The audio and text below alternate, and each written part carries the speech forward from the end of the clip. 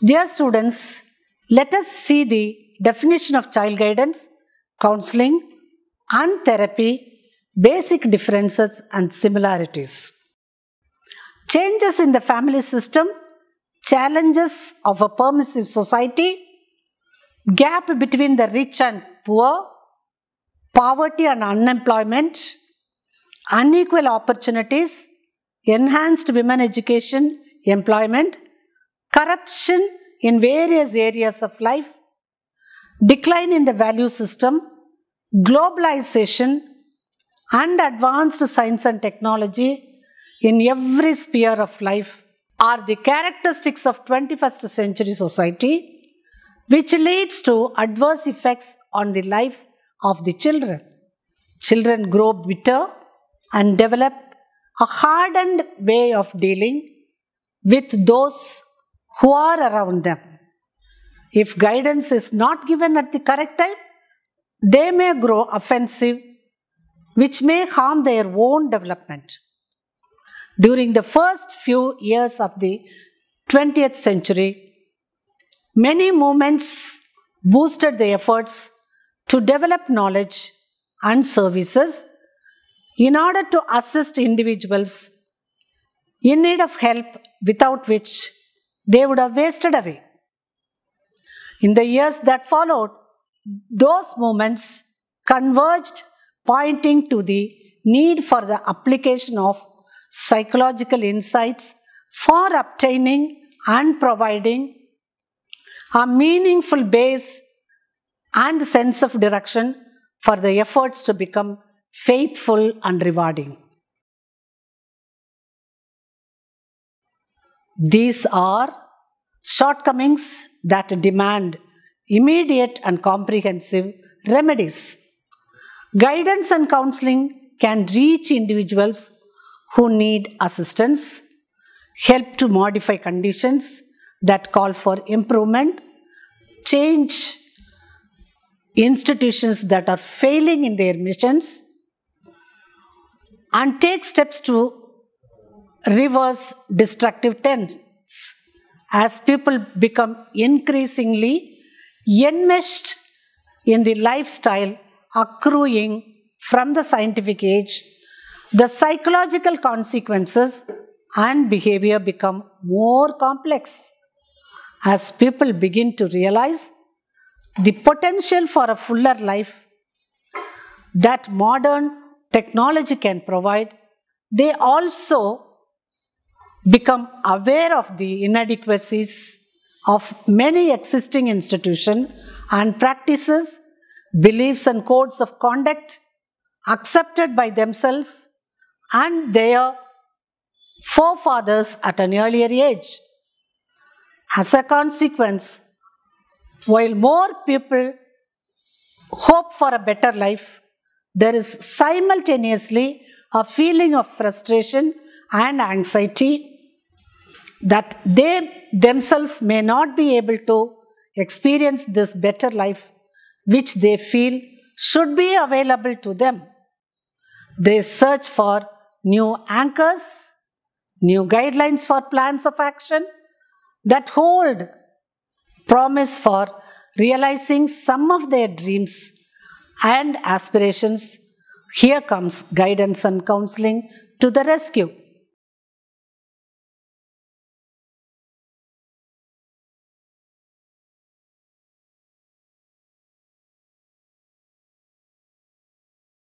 Meaning of guidance. Technological changes have made a major impact upon people's lives and work. Industrialization has resulted in social and vocational mobility. It has affected child rearing practices also. One of the important ways in which men tried to cope with the rapidly changing world around him was to start the guidance movement. The guidance movement later led to the growth of counseling psychology in the first decade on man's concern for his fellow men and their well-being, particularly the younger members of society.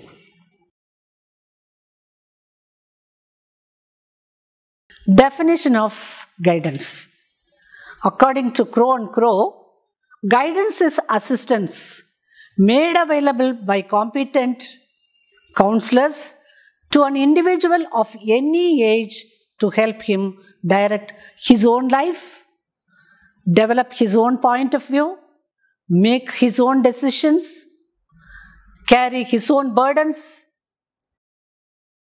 At the same time, Havrin and Erickson define guidance as that aspect of educational program which is concerned especially with helping the pupil to become adjusted to his present situation and to plan his future in line with his interests, abilities, and social needs. From various definitions, it is evident that guidance as a help enables each individual to understand his abilities and interests, to develop in them positive attitude, and to reach a state of complete and mature self-guidance as a desirable member of the social order. Guidance involves personal help obtained from someone specially designed to assist a person to decide where the person wants to go, what he wants to do, or how he can best accomplish his purpose. It assists him to solve problems that arise in his life. Characteristics of guidance. Guidance is a process. It helps every individual to help himself, to recognize and use his inner resources, to set goals, to make plans, to work out his own problems of development. It is a continuous process. It is needed right from early childhood, adolescence, adulthood, and even in older age. Choice and problem points are the distinctive concerns of guidance as the individual's unique world of perceptions interacts with the external order of events in his life context. It is assistance to the individual in the process of development rather than a direction of that development.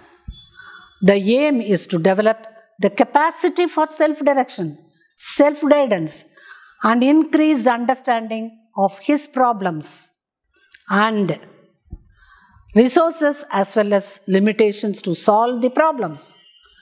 Guidance is a service meant for all. It is a regular service which is required at every stage for every student, not only for awkward situations, but for abnormal students also. It is a positive program geared to meet the needs of all students. It is both generalized and specialized service.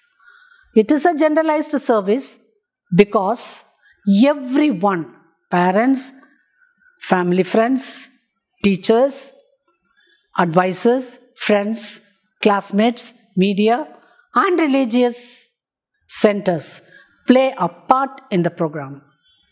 It is a specialized service because specially qualified personnel such as counselors, psychiatrists, psychologists join together to help the individual to get out of his problems.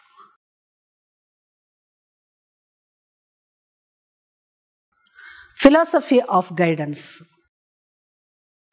According to Chand, guidance is universal, and the basic principles of the philosophy of guidance are common to all countries with a slight modification to suit the locally accepted beliefs and the specific guidance services offered.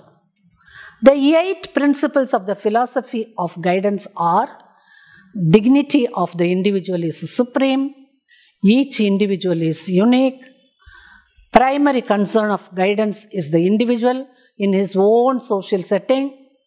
Individual acts on the attitudes and personal perceptions, acts to enhance his perceived self, innate ability to make choices that leads to self-direction and consistent with the social environment, continuous guidance process from early childhood through adulthood, needed information and personalized assistance given by competent professional personnel.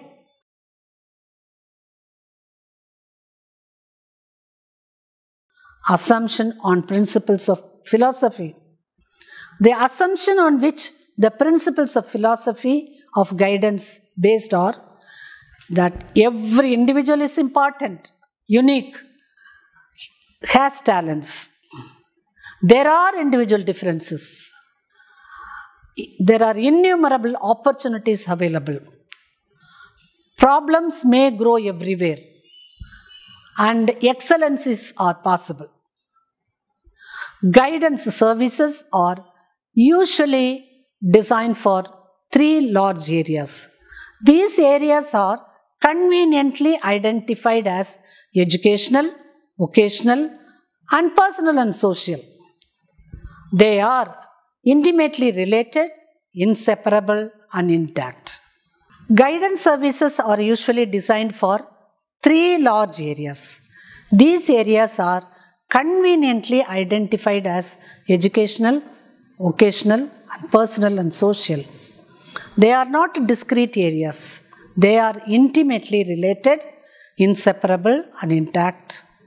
For example, in certain schools where emphasis is placed upon vocational guidance, the vocational counselor works intimately with all other school personnel on matters of guidance, curriculum evaluation, testing and measuring, supervision, and all other phases of a school which is concerned with the child.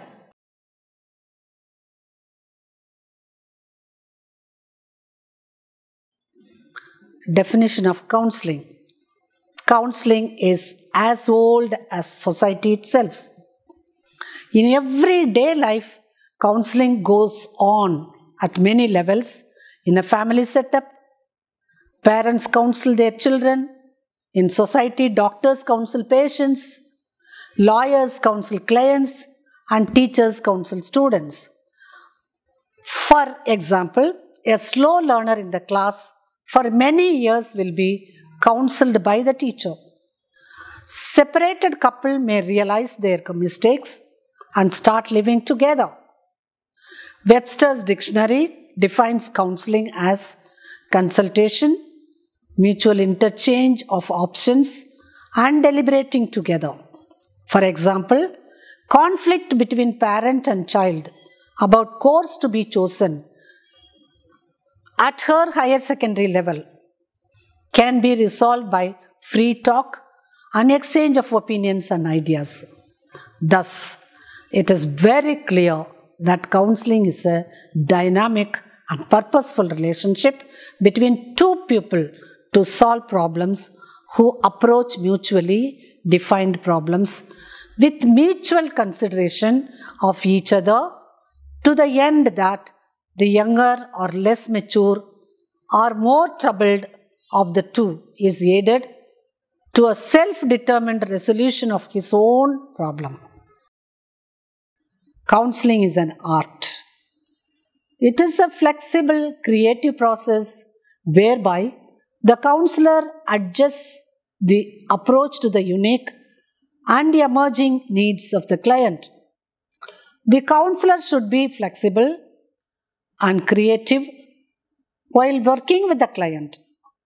For example, a 5-year-old child was abandoned by her parents and placed in a residential home for neglected and abused children. On one occasion, the caretaker of the institution became concerned when the child stayed up all night crying and vomiting. They brought her to a hospital The next morning, a pediatrician found that nothing physically wrong with the child and referred her to the psychologist for mental health services. After introducing to the child, the psychologist asked her how she was feeling. She sat down, put her face between her legs, and began to cry. It was the most deep, sorrowful sobbing the psychologist had been ever heard. The psychologist leaned forward and gently touched her head, trying to comfort her. He could feel her pain. She looked up at him and appeared frightened and sat alone. He reached over and held her hand and told her he wanted to help her feel better. He told that she was a beautiful person and wanted to work with her every day. She nodded in agreement. He worked with her in play therapy for several weeks. During that time, her depression gradually lifted. She started mingling with other children.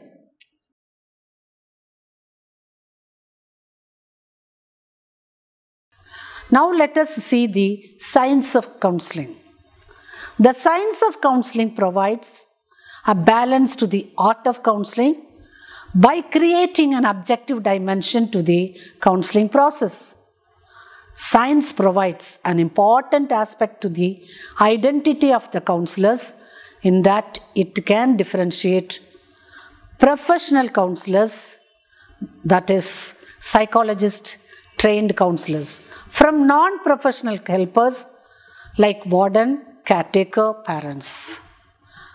James Michael Lee and Nathaniel Patan say counseling is the relationship between two persons in which one of them attempts to assist the other in organizing himself as to attain a particular form of happiness, adjustment to a life situation, or in short, self-actualization. Counseling always involves a one-to-one relationship, the client and guidance worker.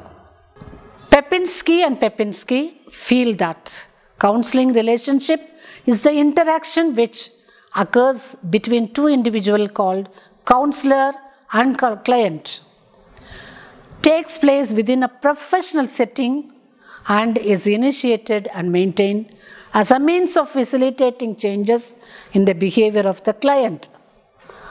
The counseling relationship develops individuals from the interaction between two individuals, one of professionally trained worker and the other a person with problems who seeks counseling service.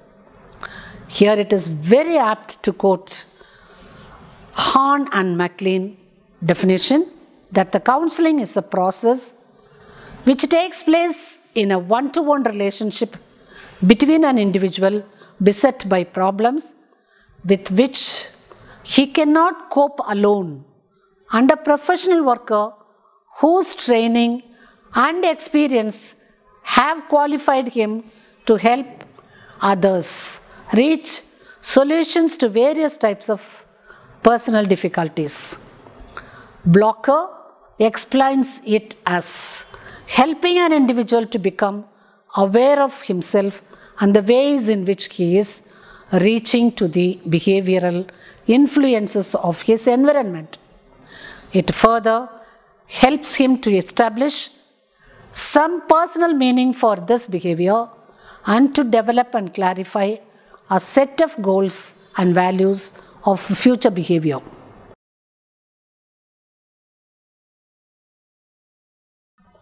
Elements of counseling. From the analysis of the above viewpoints, counseling emerges as follows. Involves two individuals, one seeking help and the other professionally trained person. Has mutual respect, trust, friendly and cooperation between the counselor and counseling. Aims to help a child student to make a decision, show a direction, like choosing the subject to study, planning a life career, or a campaign to obtain employment. Enables the counselee to acquire independence and develop a sense of responsibility. Helps to explore and fully utilize the potentialities and actualize himself is more than advice-giving process and comes through thinking by the counselor himself rather than through solutions suggested by the counselors. Its function is to produce chances in the individual that will enable him to come out of the immediate difficulties. Concerns itself with attitudes as well as action. Considers emotional attitude rather than purely intellectual attitudes as the raw material for the counseling process.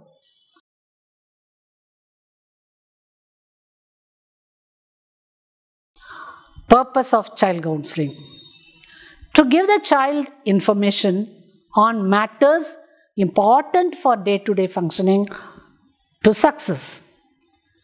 To get information about the child which will be of help in solving his problems. To establish a feeling of mutual understanding between the parents and child, the teacher and the student. To help the children to work out a plan for solving his difficulties such as lying, thumb sucking and masturbation. To enable the children to know himself on his interests, abilities, aptitudes and right attitudes. To encourage and develop special abilities and opportunities. To inspire successful endeavor toward attainment. For example, a child with the music ability will be encouraged by the parent and the music teacher to enthuse the child to take part in an international competition. To assist the student in planning for educational and vocational choices by enabling the child about the good and unsafe about the subject to be opted by him and related to vocational possibility by choosing the said subject. Meaning of therapy. What is therapy? At times, certain problems require intensive correction procedure that ends up in therapy. Therapy ought to begin with an exploration of the client's expectations and goals. Clients initially tend to have vague ideas of what they expect from therapy. They may be seeking solutions to problems. They may want to stop hurting and they may want to change others so that they can live with less anxiety, and they may seek to be different so that some significant persons in their lives will be accepting them. In some cases, clients have no goals. They are in the therapist's office simply because they were sent for counseling by their parents, probation officer, or teacher, or a family friend. The therapeutic process includes forming a relationship based on mutual respect, a holistic psychological investigation or lifestyle assessment, and disclosing wrong goals and faulty assumptions within the person's style of living. This is followed by a re-education of the client towards the useful side of life. The main aim of therapy is to help the clients develop a sense of belonging and to assist in the adoption of behaviors and processes characterized by community feeling and social interest. This is accomplished by increasing the client's self-awareness and challenges and modifying his fundamental promises, life goals, and basic concepts. For example, the goal of Adlerian therapy is to assist clients to understand their unique lifestyles and help them learn to think about self, others, and the world, and to act in such a way to meet the tasks of life with courage and social interest. Adlerian is interested not in curing sick individuals or a sick society, but in re-educating individuals and reshaping society.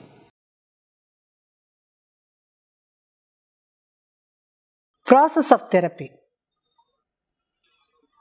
Fastening social interest, helping clients overcome feelings of discouragement and inferiority, modifying clients' views and goals, that is, changing their lifestyle, changing faulty motivation, encouraging the individual to reorganize equality among people, helping people to become contributing members of society.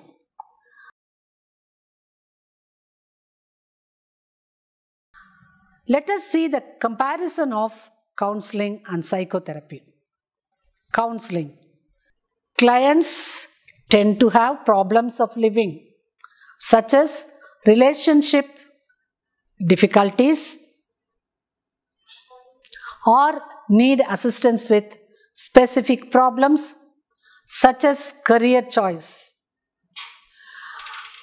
Whereas therapy, clients' problems are more complex and may involve using formal diagnostic procedures to determine if there is a mental disorder. In counseling, the focus is more on the short-term goals, resolution of immediate concerns, whereas in therapy, the focus is on short and long-term goals. Long-term goals can involve processes such as helping the client to overcome a particular mental disorder. In counseling, the treatment approaches are, the treatment program can include preventive approach and various counseling strategies to assist with the client's concerns. Whereas in therapy, therapeutic approaches are complex. They utilize strategies that relate to conscious and unconscious processes. Counseling services can be provided in a variety of settings such as schools, churches, and mental health clinics, whereas therapy is typically offered in settings such as private practice, mental health centers, and hospitals.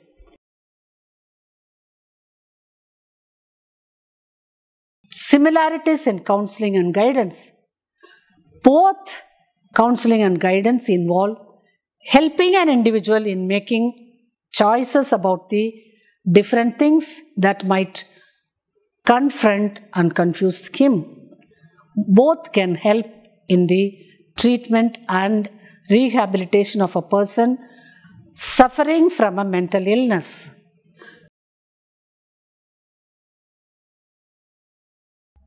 When we see the dissimilarities between guidance and counseling, in counseling, psychological field that deals with research and applied work. It provides training and supervision. It is used in organization and by individuals for a broader reach. More extensive, encompasses several other fields of psychology. It deals with clients' self-awareness, more of individualized. Counseling is always counseling-centered.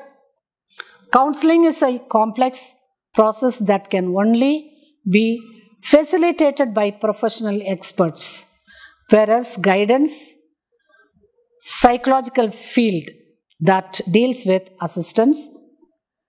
assisting clients to choose the right course of action, used in organizations and by individuals. more used in schools to guide students towards proper action, less extensive, more specific, more useful in society, used as therapeutic aid in the treatment of minor emotional disturbance and disorders. Guidance is always provided in group form. Guidance can be facilitated by the teacher. So these are all the differences between the counseling and guidance.